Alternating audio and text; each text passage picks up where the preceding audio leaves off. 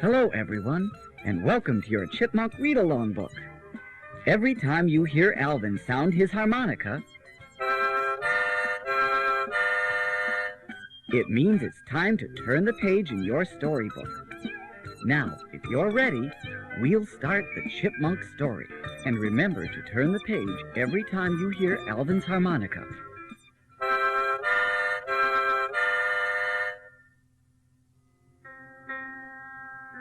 One rainy night, David Seville sat at his piano, trying to write a hit song.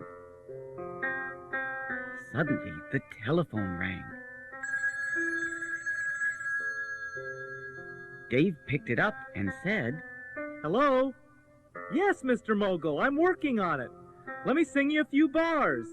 When the silver moon comes up in June." What? You hate it? Your Megabucks record company won't record it? Don't worry, I'll have a hit for you in no time. Dave's heart sank. Here he was in a cold, leaky house, with the landlord hounding him for the rent and no money coming in. There was a knock at the door.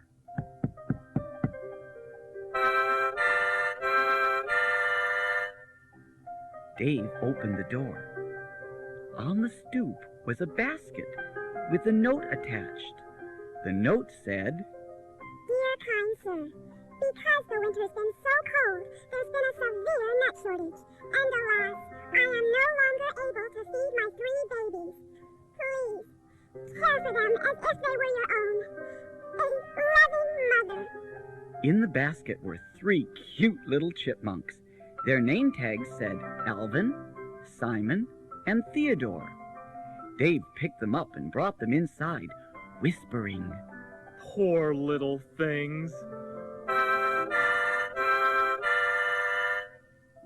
I guess I better go out and buy some food. Poor little things. As soon as Dave was gone, 3 heads popped up in the basket. Poor little things?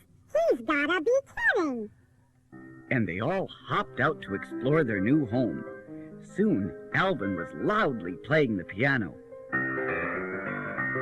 Simon was checking out Dave's books. How to write a hit song. And Theodore was eating everything he could find in the kitchen.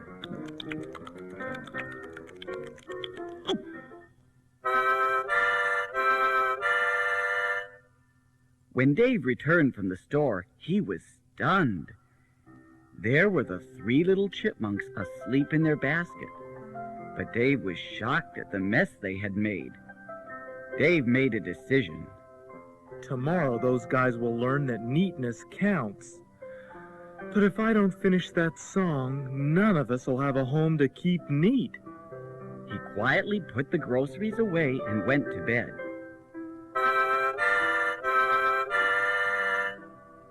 The next day, Dave and the 3 chipmunks were eating breakfast when Mr. Roach, the landlord, knocked at the door.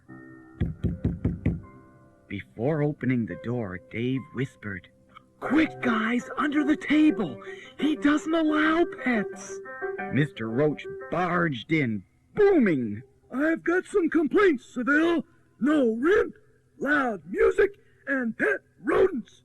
Alvin was indignant, and as he tied the landlord's shoelaces together, he muttered, Rodents? Mr. Roach went on, "If I don't have the rent by tomorrow, you're out on your face." And as he turned to leave, he fell flat on the floor and screamed.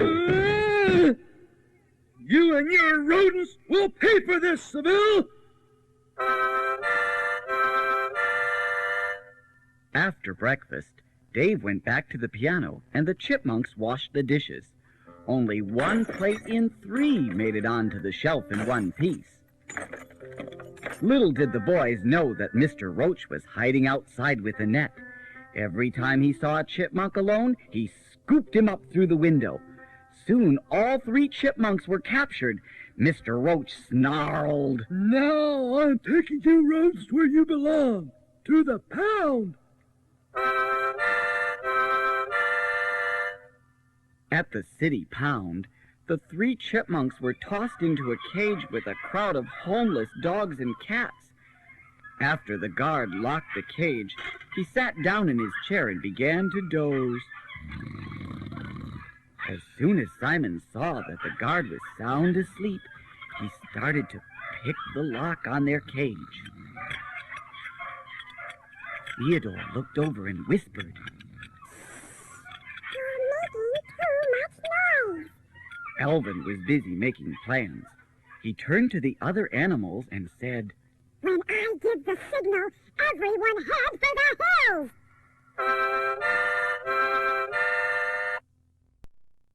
A little while later, the guard awoke. He got to his feet and slowly walked to the cage where the animals were kept. They all seemed to be asleep. But then a little voice cried, No! Stampede! Dogs, cats, and chipmunks came tearing out of the cage. They flattened the guard to the ground and were gone before he knew what hit him. Dave was gloomily plunking out tunes on the piano when Alvin, Simon, and Theodore burst in. They told Dave about their narrow escape. When they were finished, Dave announced, That does it, we're moving. Just as soon as I finish a song and make some money. while Dave was plunking away, Alvin pointed to a magazine Simon was holding. It had a wild-looking tribesman on the cover. That gave Alvin an idea, and he asked, Dave, why not write a song about a witch doctor?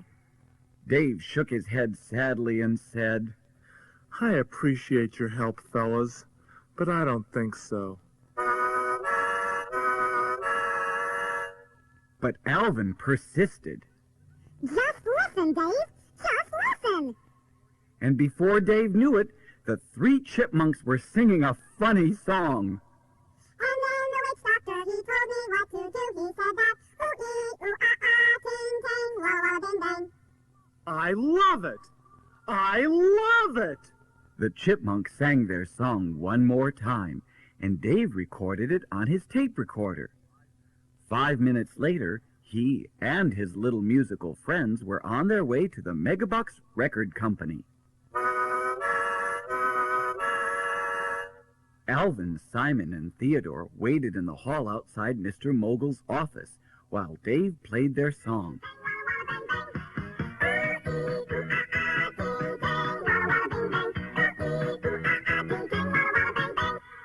When the tape ended, they heard Mr. Mogul bellow. I know a hit song when I hear it, Seville, and this is a bomb. With that, he threw the tape out the door. Luckily, Alvin caught the tape and replied, A bomb, huh? We'll see about that. Alvin looked around and saw that there was a radio station next door. The disc jockey was just leaving for his coffee break. Alvin turned to Theodore and Simon and whispered, As soon as he's out of sight, in we go. The three chipmunks sneaked into the DJ's booth. Simon put their tape on the player and pressed the button. Meanwhile, in the office next door, Mr. Mogul was shouting at Dave. You want to hear what a hit sounds like? Listen to this. And he turned on his radio.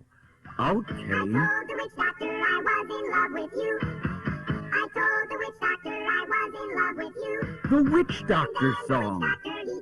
Dave turned around and saw three heads peeping in. Alvin winked as the chipmunks came into the office. Mr. Mogul was saying, David, I'll give you a contract. $20,000 a year. Dave was just about to accept when Alvin jumped up on Mr. Mogul's desk and popped a cigar in his mouth.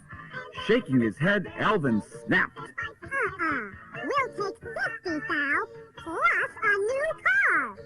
Mr. Mogul sighed and said, you're a hard man, Chipmunk, to bargain with, but it's a deal.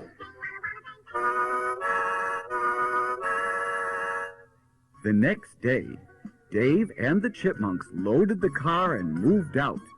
Mr. Roach stood watching them. Hoping to change their minds, he said, You know, boys, I was always very fond of you three. I can tell that you guys will go straight to the top.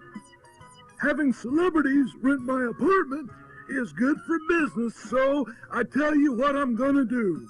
I'll give you the house rent-free for 3 months. Dave and the Chipmunks looked at him in silence. 6 months? I'll even throw in window shades. Dave and the Chipmunks ignored him. They simply piled the last of their things into the new car and drove away.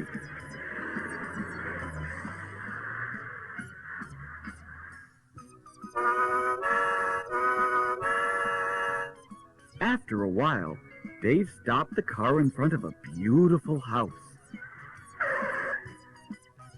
Smiling broadly, he pointed to it and said, Here it is, boys! Our new home! The Chipmunks jumped out of the car and stared. It was a dream come true. The house was bright, roomy, and their very own. Theodore gasped and said, Thanks, Dave. Simon sighed and added, It's perfect. and Alvin sang.